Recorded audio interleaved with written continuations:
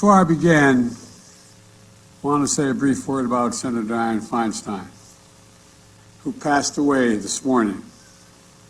She was a historic figure, trailblazer for women, and a great friend. Dianne made her mark on everything from national security to the environment, to gun safety, to protecting civil liberties. The country's going to miss her dearly, and so will Jill and I. I have more to say about her later today.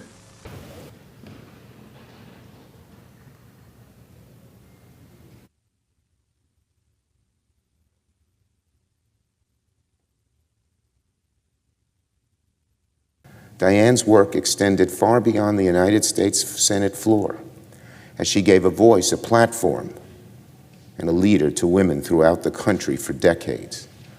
Dianne didn't just push down doors that were closed for women. She held them open for generations of women after her to follow her.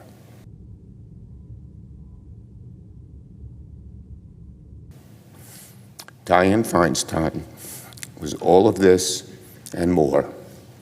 A friend, a hero for so many, a leader who changed the nation, a leader who changed the nature of the Senate and who changed the fabric of the nation, America, for the better.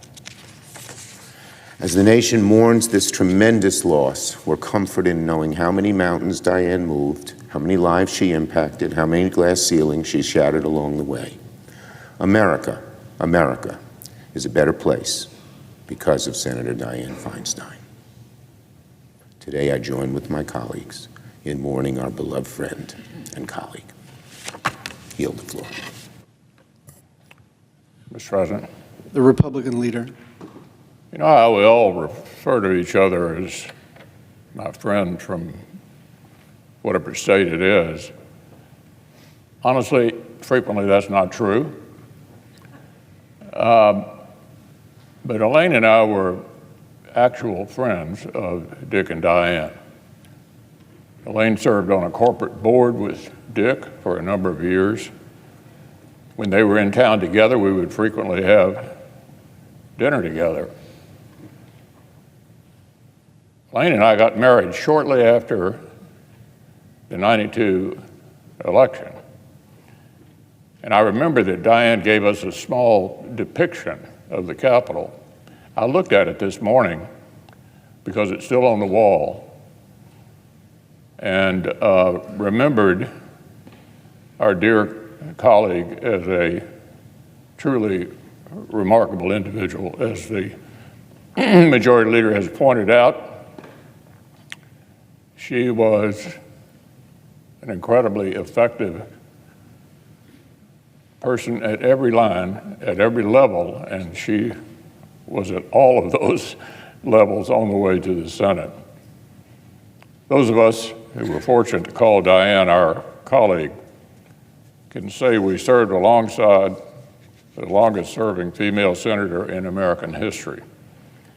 Dianne was a trailblazer in her beloved home state of California, and our entire nation are better for her dogged advocacy and diligent service.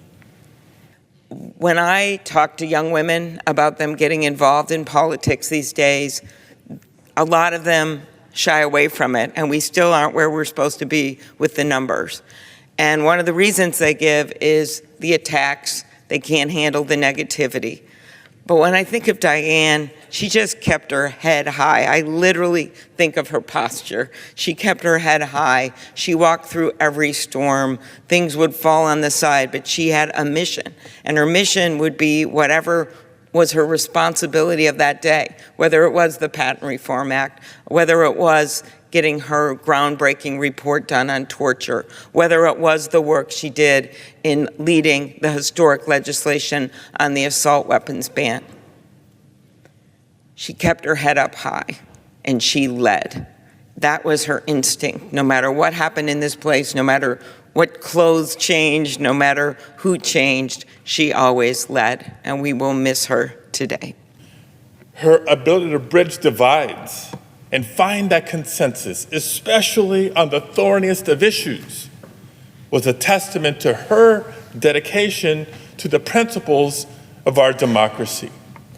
The Senate and the country has lost a model senator.